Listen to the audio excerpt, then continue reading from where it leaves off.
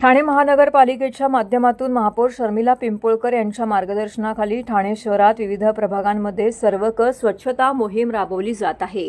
महानगरपालिकेच्या लोकमान्य सावरकर प्रभाग समिती अंतर्गत प्रभाग क्रमांक 14 परिसरात दिनांक सर्वकर स्वच्छता मोहीम राबवण्यात आली आहे। या मोहिमेमध्ये विविध विभागांच्या समन्वयातून व्यापक प्रमाणावरती स्वच्छता करण्यात आलेली आहे।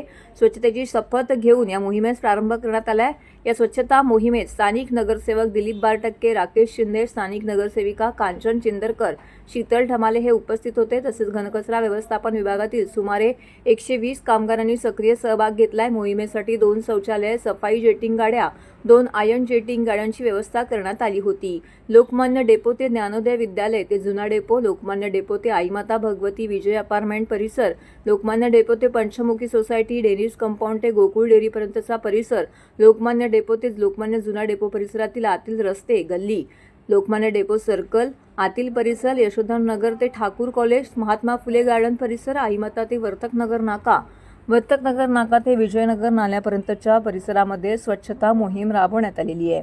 या मोहिमेदरम्यान एकूण 60 टन कचरा माती उचलण्यात आलेली आहे। स्वच्छता मोहिमेमध्ये बांधकाम विभाग, अतिक्रमण विभाग, गार्डन विभाग, ड्रेनेज विभाग आणि घनकचरा व्यवस्थापन विभाग यांनी समन्वयानं काम केलं आहे।